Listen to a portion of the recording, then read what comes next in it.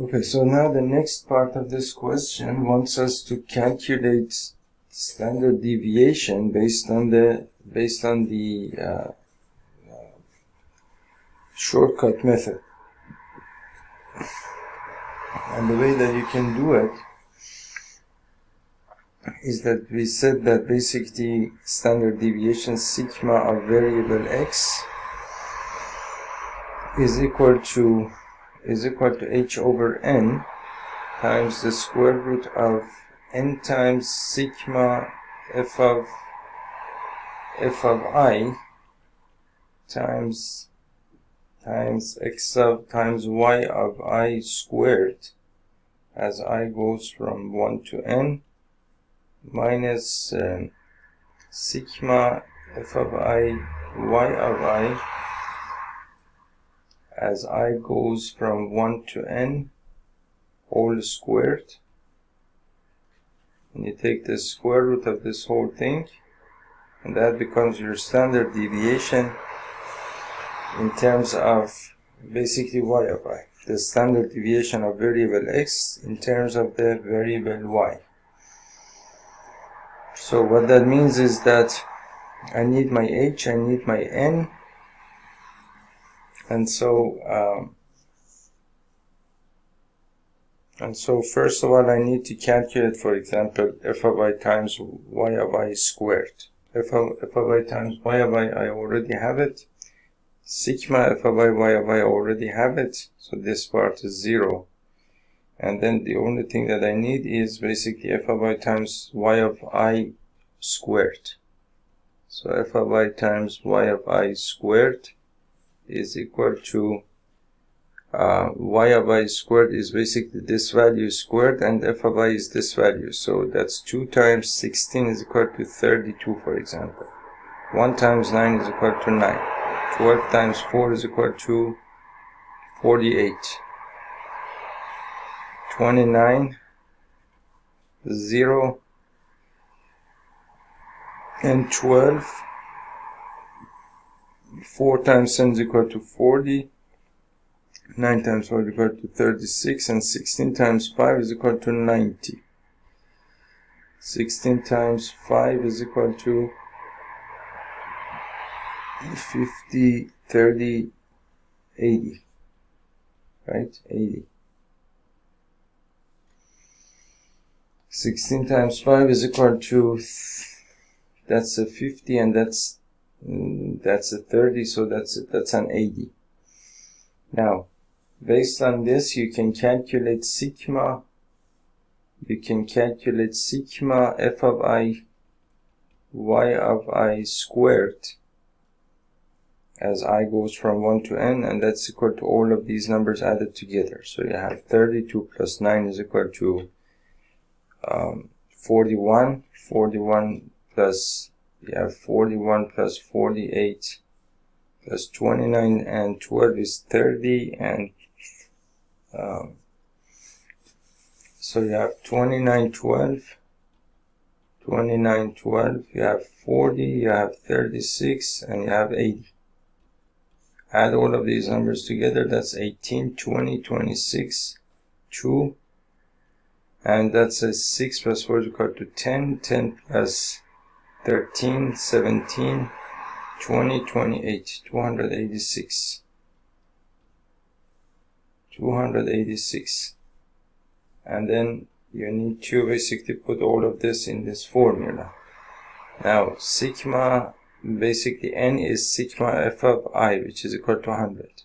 So sigma of x is equal to 1 over 100 times the square root of n times, n is again the same thing, 100, times sigma f of I y of I squared, which is this value over here. So 100 times 286.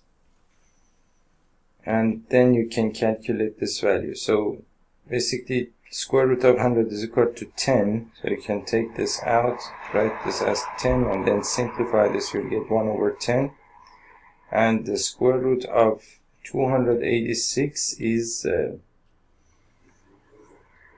well, to take the square root of these numbers, you can do you can do it in two different ways, and I show you the two. I have already shown you the division algorithm for finding the square root of numbers. I'll show you one other way to do that. Sometimes you can actually, all the time you can do that, except that if your number is not a perfect square, then you will have to rewrite your number in terms of the square root of a smaller number.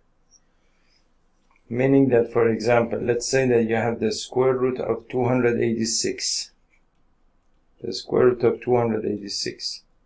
So what that is, so you need to know what sort of number 286 is, meaning that the prime factors of the number you need to have. So if I prime factorize this number, I get 2 times, for example, 143. And 143 is not divisible by 3. It's not divisible. Now, for a number to be divisible by 3, for example, the sum of the digits of the number has to be divisible by 3. Meaning that 3 plus 4 is equal to 7 and 8. 8 is not divisible by 3. So the number is not divisible by 3. And then basically you also know that, for example, it's not divisible by probably by 7. Now, in order to know whether a number is divisible by 7 or not, there are all of these divisibility rules, right, that we can, let me show you the divisibility rules here. To go to calculator number, and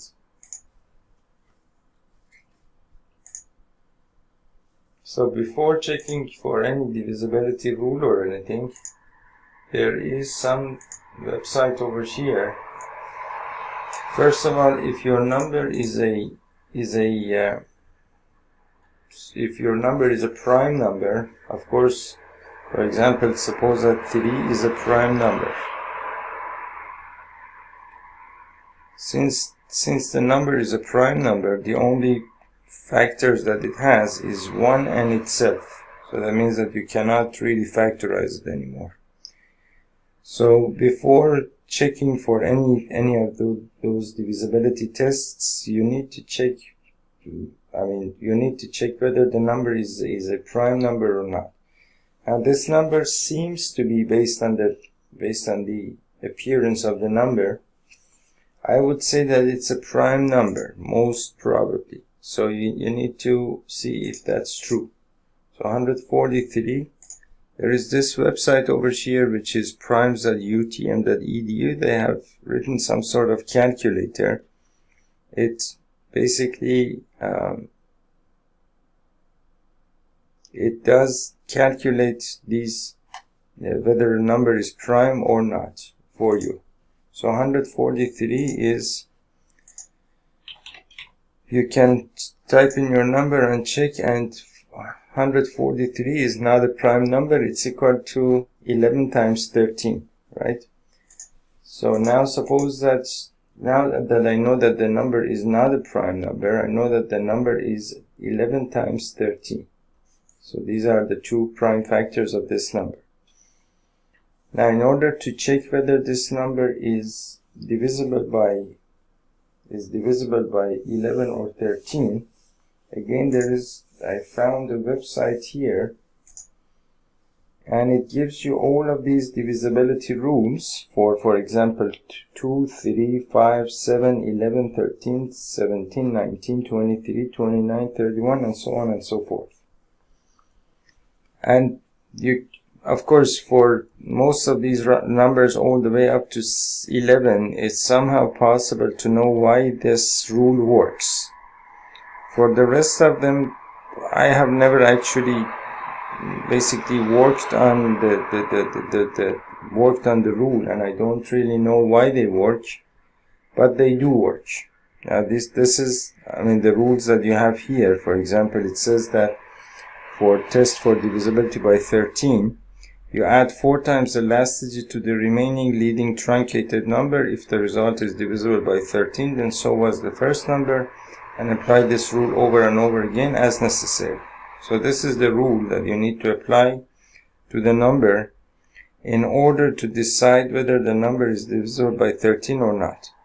Now this rule, the way that they have basically gotten this rule is that it's based on how the numbers are put together, how the digits are put together, how the decimal number system works. So if you have pretty good knowledge of numbers, then you can, of course, you will be able to understand these rules and why they are the way that they are. But, well, it's not always possible to know everything. So, as long as you don't know why they work, it doesn't really hurt to use them, and sometimes, of course, you have to use them. So, for example, for divisibility by 11, subtract the last digit from the remaining leading truncated number. So you have to subtract the last digit, so the number is 143. It says subtract the last digit from the leading truncated number. So if you truncate this number, truncating the number meaning that you take away this last digit, and basically if I do so, I will get 14. Now if I subtract the last digit from this number, I will get an 11, and you see that 11 is of course divisible by 11. So then based on the fact that 11 is divisible by 11, so then I can say that 143 is actually divisible by 11. So that's basically how you do that. Or, for example, for divisibility by 13, the rule is add 4 times the last digit to the remaining leading truncated number. If the result is divisible by 13, then so was the first number, and apply this rule over and over again as necessary. Meaning that you have to take your number 143, truncate it, you get a 14, and add 4 times the last digit to the truncated number, meaning 4 times 3 is equal to 12, 12 plus 14 is equal to 26, 26 is divisible by 13. So then you can say that this number is also divisible by 13. So that's basically how you get your number. So now I know that, for example, 143 is 11 times 13, right? Now, when it comes to the square root function and when to take the square root of a number, so of course based on this prime factorization you can say that 286 is the same thing as 2 times 11 times 13. That is your number. If you multiply 2 and 11 and 13, you will get 286. And of course then when it comes to 11, then you cannot simplify 11 anymore. It's 1 times 11. And again it's 1 times 11. And so on and so forth. So what that means is that then I can write this square root as the square root of 2 times 11 times 13. And well, I cannot do anything to this square root function, to simplify this square root of 286, because, and the reason is important. The reason is, for example, suppose that I have the square root of 9. You know that the square root of 9 is equal to 3. The square root of 9 is equal to 3 because you can write 9 as 3 times 3. Now I have a pair of these factors, basically the factor being 3, and I have a pair of that, meaning the 2 of those factors. So when I have 2 of those factors under the square root function, I can take them out and write only one of them. Because in the first place, when they want to get inside the square root function, you have to raise that to the second power or multiplied by itself to get under the square root function. So when you want to take it out of the square root function this way, you have to take it out and write only one of them. So or for example, let's say that I have 9 times 16, right? 9 times 16, what is that? That's a 90 and 54, that's 144. So 144, the square root of 144, you know, it's equal to 12. And you know that 12 is the same thing as 4 times 3.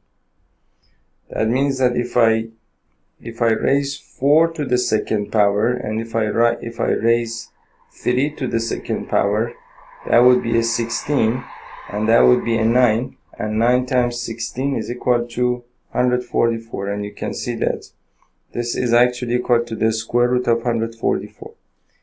That means that I can write 144, the square root of 144, I can write it as the square root of 16 times 9, and then again I can write the square root of 16 times 9 as the square root of 4 times 4 times 3 times 3.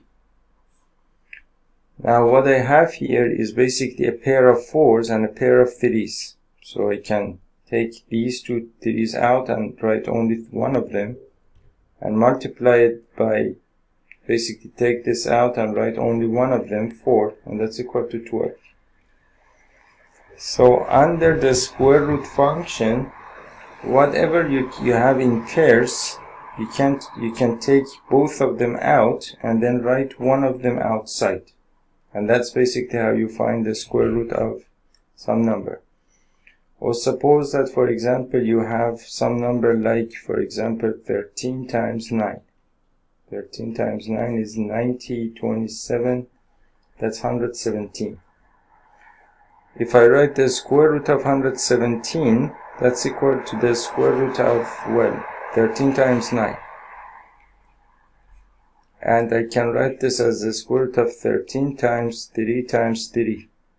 So since I have a pair of 3's, I can take it out and write only one of them and multiply it by, now the only thing that is left is just 113, so I cannot simplify that anymore. So I can write that as the square root of 13, which is the same thing as 3 square root of 13. So that's how you take the square root of these numbers. Now, for example, when it comes to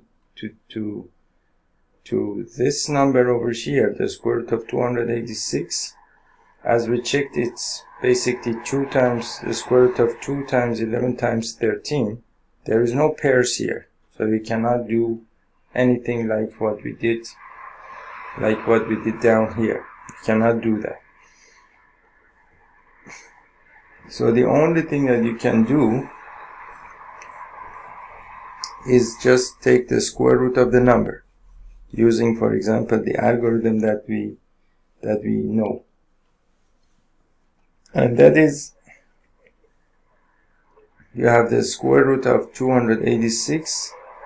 So you basically, you arrange your numbers in pairs of two digits from the right, and then you can draw these lines, and then if I write 1 times 1 is equal to 1, and subtract, you'll get a 1, bring this down, 86. Now you take your 1, add a 1 to it, you'll get a 2, 1 digit here and 1 digit here. So then you have basically, for example, 21 times 25 times 5 is equal to 125, I suppose.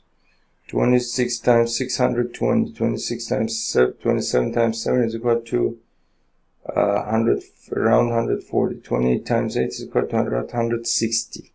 28 times 8, 64, and 16 plus 6 is equal to 22, doesn't work.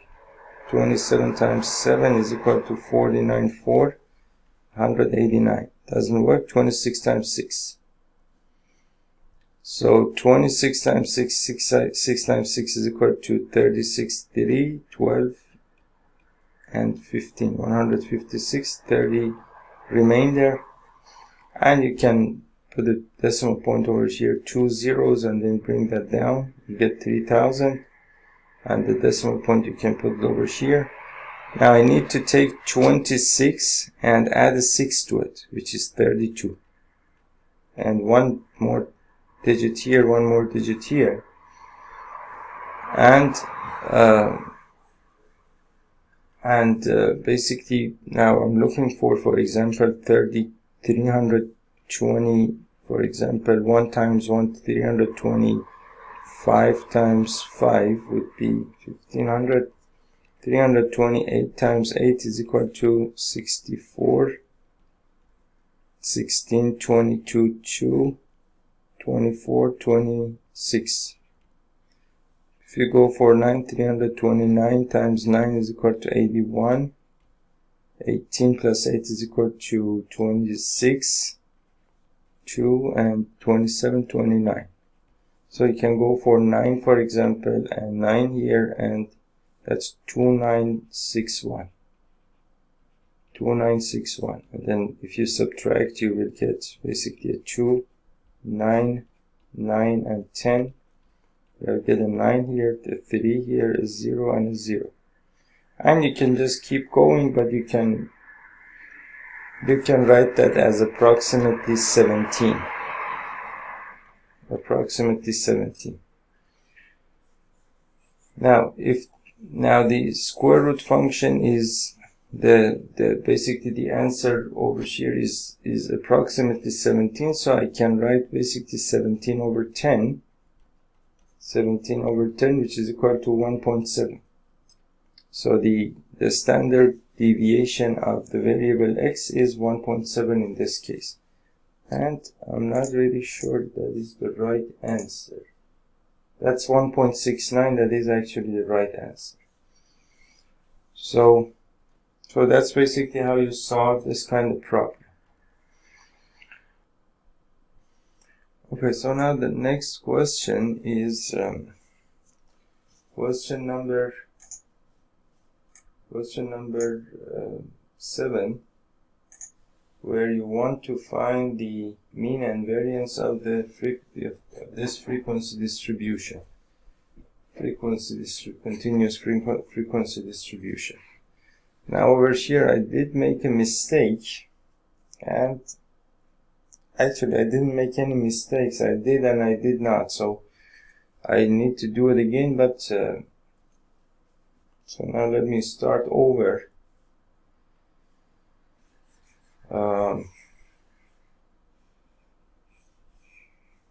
So the data that I have, or basically all of the observations are basically all these. I can erase all of this. I did a whole lot of calculation here. Okay.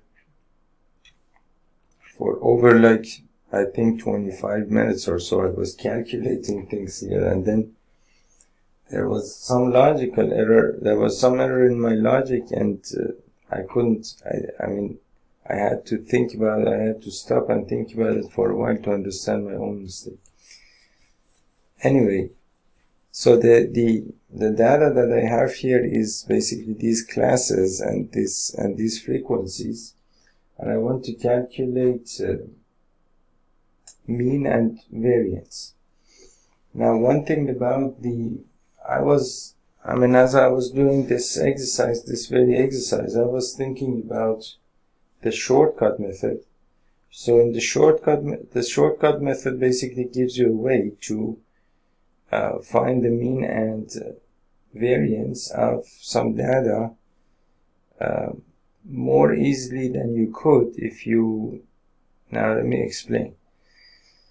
So for example, in this case, if I want to take the mean of this data, for example, the mean of this data would be, for example, x bar is equal to sigma of f of I times x of I, as I goes from 1 to n, over sigma of f of I times f of I, basically. Now, if you want to calculate f of I times x of I, first of all, you need x of I here. So I need to calculate my class marks. So my class marks would be, for example, the average of the lower limit and the upper limit of these classes which would be, for example, 15, 90, 45, 150, 75, and then adds 30 to these, so that's 105, 135, 165, and 195, I suppose, because this is 390, so 390 divided by 2 is 150, and 195, right? So now you have, now these will serve as your x of i's. Now that you have your x of i's, what you need to do is multiply f of I by x of I to get your, and then calculate the sigma of that as I goes from 1 to n, and then divide that by sigma f of I to get the average of all of these class marks, or all of your observations. Now the problem here is that you have to, for example, calculate 3 times 135, 5 times 165, 2 times 195, and so on and so forth. So this is not going to be easy.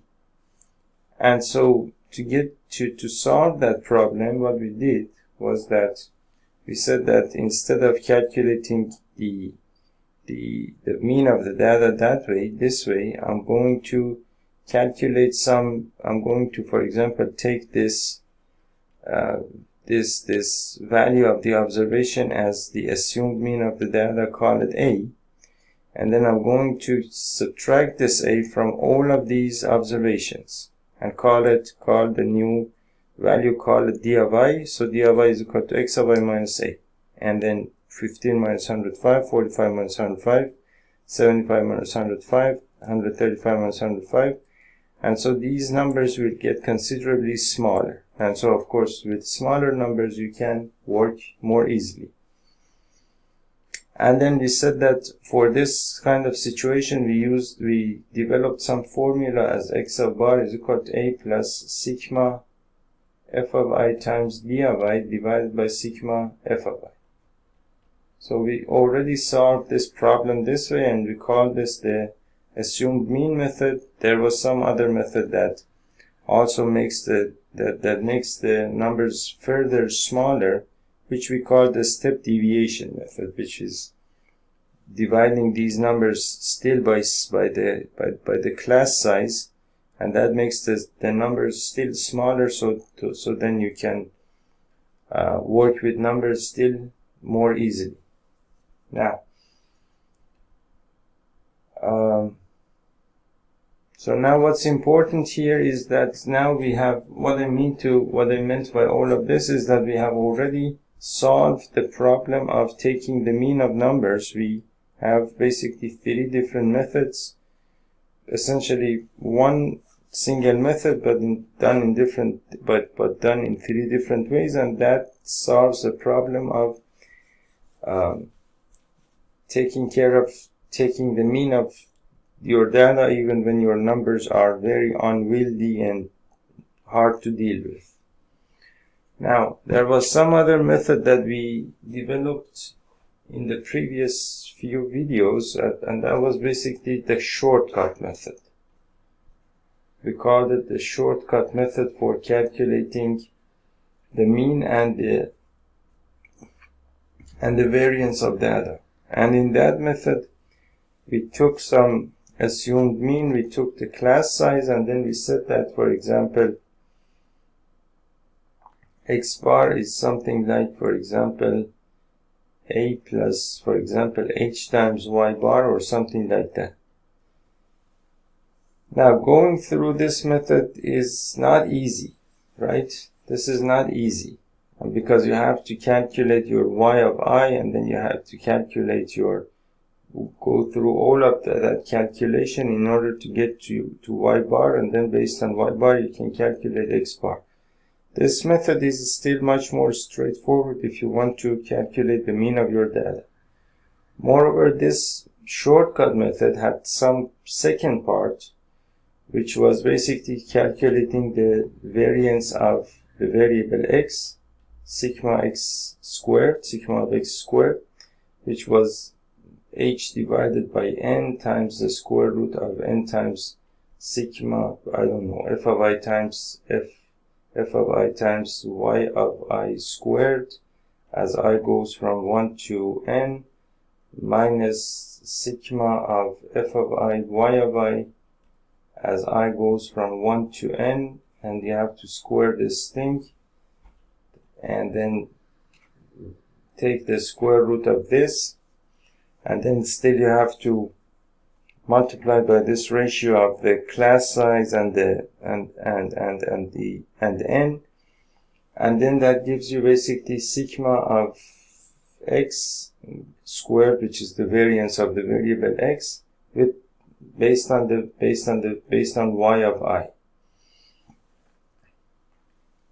which in my opinion cannot be actually called a shortcut, because it makes everything, because it makes your route, it makes it even harder to calculate everything, because we calculated the sigma squared variance of your variable, whatever that might be, x, y, or whatever the variable is. We calculated that to be basically 1 over n. We calculated as 1 over n sigma of x of I minus x bar. I'm sorry, there is a f of I as well here. So there is f of I times x of I minus x bar all squared as I goes from 1 to n. So this is much more straightforward, of course, provided that you find a way to calculate your x bar, for which you can simply use the assumed mean method in order to calculate your x bar. So you can calculate your x bar using the assumed mean method and then put it over here, and then there you will get your variance. Now I don't really know based on what they call it the shortcut method, but it's really, in my humble opinion, it's no shortcut. It makes everything even harder. So what I'm going to do in this example, I'm going to calculate x bar here. I'm going to actually erase all of this. Now what I'm going to do, I'm going to basically calculate my x bar based on the assumed mean method that we are well accustomed to, this method over here, and then I'm going to put it in this formula in order to get the variance of the variable x over here. So now in order to do that, what I need to do is calculate x bar, and so I need my d of I. So d of I is equal to x of I minus a. So that means that if I take this as a, for example, you could take any of these values as the assumed mean, because you can make any assumptions here. Any assumption here to be your mean. It's just an assumed mean, not the actual mean. And then something will be added to it. The actual mean will be given to you in this formula. So this whole thing is the mean. This whole thing is the mean, but then this part is the assumed mean. This part over here is the assumed mean. This part makes this ratio makes some sort of correction for you, either subtract something or add something to the assumed mean, and then it makes it the actual value of the mean of the data. So let's calculate the x bar using this method, and then we will also find out the variance of the data. Okay, so now in order to calculate d of I, we have to calculate, for example, 15 minus 105, which is, for example, negative 5 and negative 90. Negative 90. 45 minus 105 is negative 60. 75 minus 105 is negative 30. That's a 0. 135 minus 105 is equal to 5. 135, 105 is equal to 0. And 130 minus 100 is equal to 30. So that's a 30, that's a 60, and that's a 90.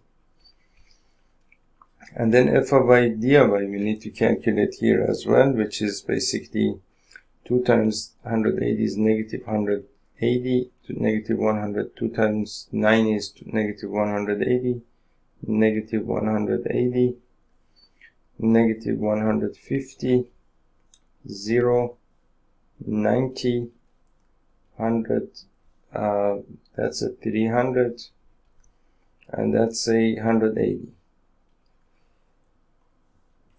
And if you add all of these together, you will get, well, 180 plus 90 is equal to 270, 570, you have 570 there, and then you have 360, 460, 510, so negative 510, that's equal to 60. So basically your sigma f of I d of I is equal to positive 60. And then the only thing that you need is sigma f of I, which is the sum of all of these numbers, sigma f of I, which is equal to 5, 10, 20, and 30. So that your x bar is going to be equal to A, which we assumed to be 105. 105 plus 60 divided by 30. 60 divided by 30, so that's equal to 2, so 105 plus 2 is equal to 107. So that means that your x bar is equal to, let me write it somewhere else, not here. Your x bar is equal to 107. So the next thing that we have is sigma squared, which is your variance. So the only thing that we need to calculate here is this part, f of I times x of I minus x bar whole squared. So we can start with this part, which is x of I minus x bar whole squared. So x of I is basically this column here, and x bar is 107. So, for example, 15 minus 107. 15 minus 107. You have 45 minus 107. You have 75 minus 107. You have 105 minus 107. You have 135 minus 107. You have 165 minus 107. And you have 195 minus 107. And what is now 107 minus 15? 107 minus 15 is equal to 2, and then 10, 92. And then you need to calculate 92 squared.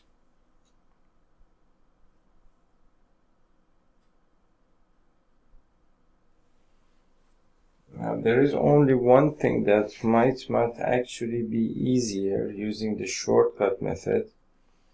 Using the shortcut method, we said that sigma of x squared is equal to h over n, the square root of n times sigma of f of I y of I squared minus sigma of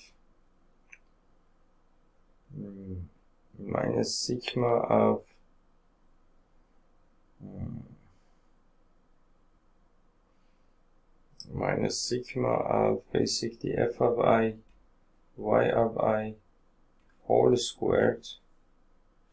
Okay, and that is basically your sigma of x whole squared. Now, as you can see, I need to now, for example, raise these numbers to the second power. For example, over here I have this number that would be, for example, a negative 92. I have to raise it to the second power. Of course, I could use a calculator, but still, even if I use the calculator, or even if I used a a machine, like a computer in a program to do it for me, that would be basically CPU time. The more calculations that you do, the more CPU time you're using to do something. Meaning that when you do it, I mean, the smarter the way that you do it, the less time it's going to take, and the easier it's going to be, and the easier it's going to be for the machine to do it with much less basically power consumption overall, basically, and much less pollution.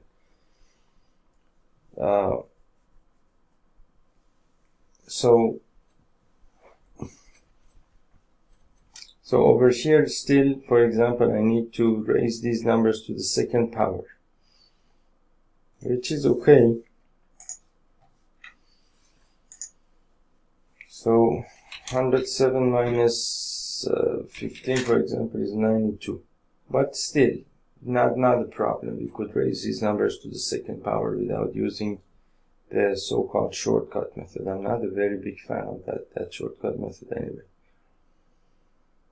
Okay, so let's do the second number, which is 107 minus 45. 107 minus 45 is equal to 2, and 10, that's a 62, negative 62.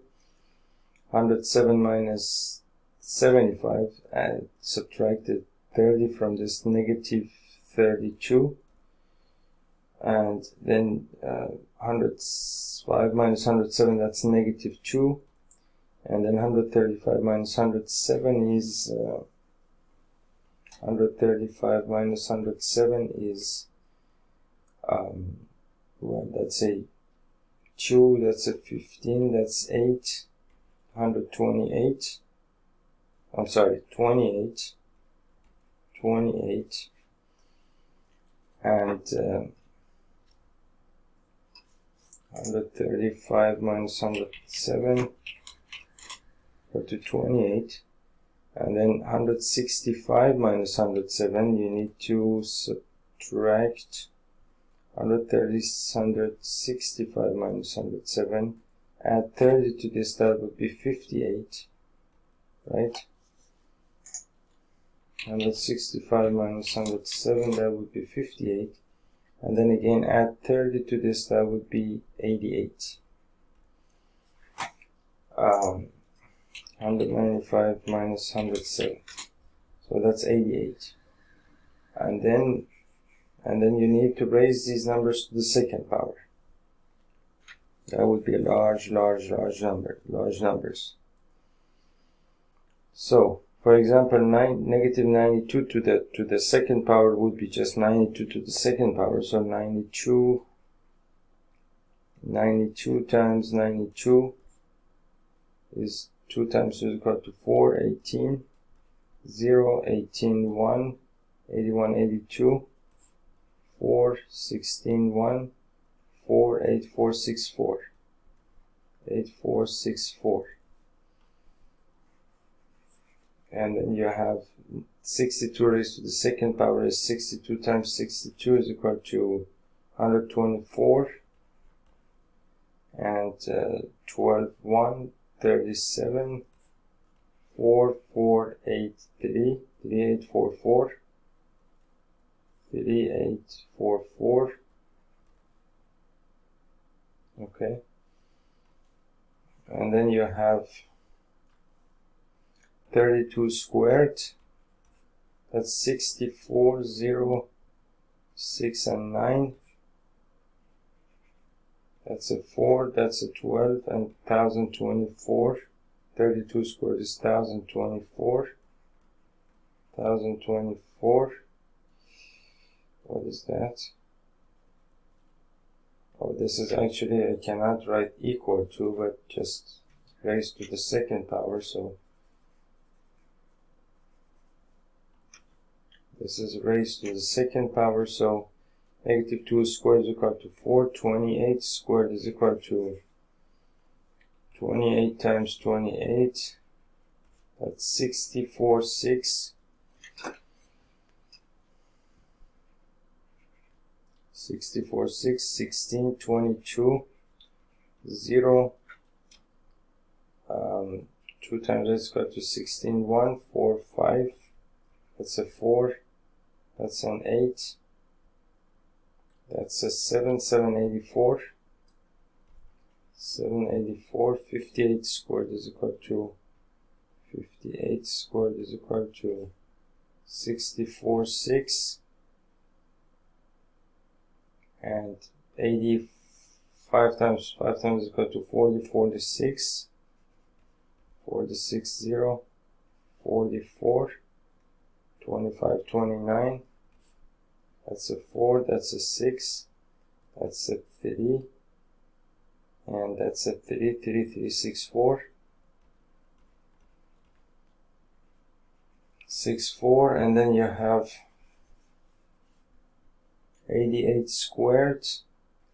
88 squared is equal to 64, 6, 64 plus 6 is equal to 70, 0, and then again 704, 4, 4, 7, 7, 7, 7, 4, 4, 7, 7, 4, 4, 7, 7, 4, 4, 7, 7, 4, 4. So these are your numbers basically: 3844, 1024, 4, 784, 336. There's something missing. Oh, there's, sorry. So you have 8464,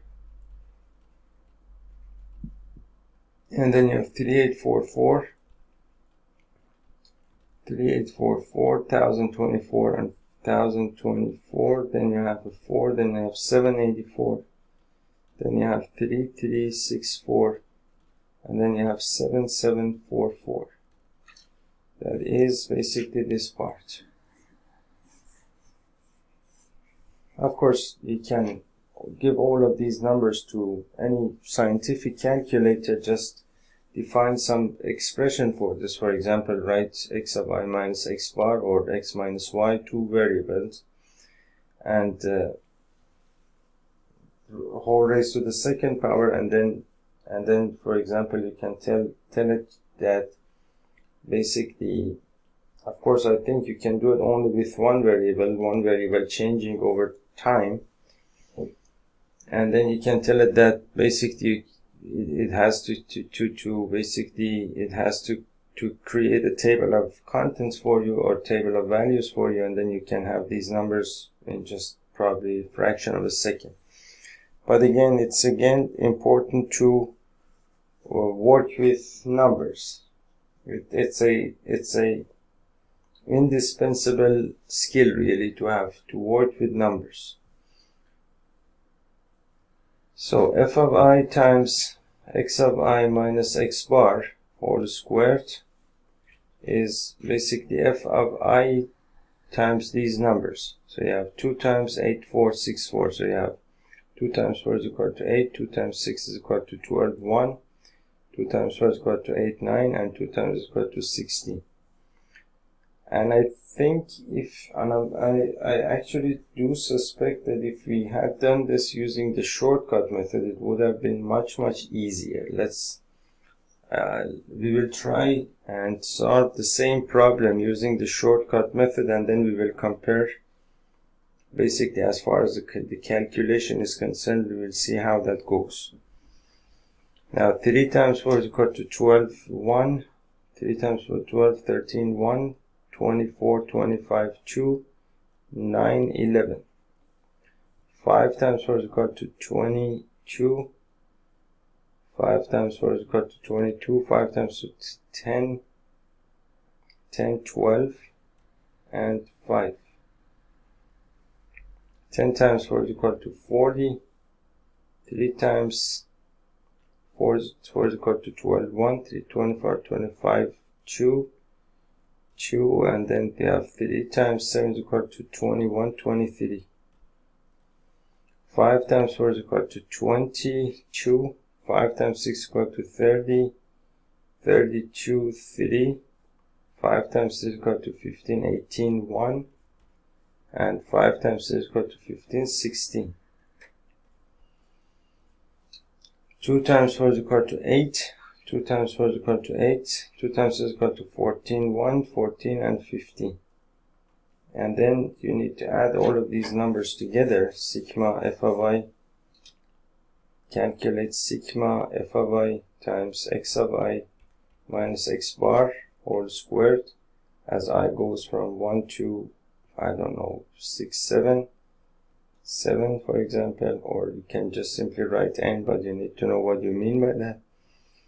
And that's equal to the sum of all of these numbers. So you have 16, 9, 28, 11, 5, 32, you have 5, 1, 2, 0, you have 4, 0, you have 2, 3, 5, 2, 2, 3, 5, 2, you have 16, 8, 20, you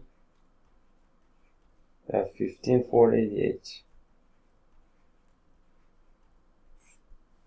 So you have 10 and 10, 22, 10 and 10, 22. So you have 4 plus 3 is equal to 7, 7 plus 2 is equal to 9, 9 plus 4 is equal to 13, 13 plus 1 is equal to 18, 20, 28. And you have a 2 over here. 11, 16, 17, 20, 20 plus 12 is equal to 20 plus 12 is equal to 32. 3, 9, 10, 15, 20, and 28. I have a 2 here. 2, 3, 4, 5, and 6. 68, 280. 280. So that's about these numbers. And now if you divide this number by sigma f of I, which is basically 30, so you can write this as basically now equal to 68, 280 divided by 30, which is this number. You can take it as n. You can simplify these two zeros and write this as, we will try this formula as well, we'll see how that goes. But for now, 6828 divided by 3, 2 times 3 is equal to 6, 2 times 3 is equal to 6, 22, 6 times 7 times 3 is equal to 21, 18, and 6 times 3 is equal to 18. So that's equal to what? 2276 is the variance of your data. Let's see if it's correct. 2276. The value is correct. Now what I want to do, I want to try the other method as well. See if the calculation would be easier using that method, and then I can make an informed decision whether I'm going to like the shortcut method or not. So I'll see you in the next video.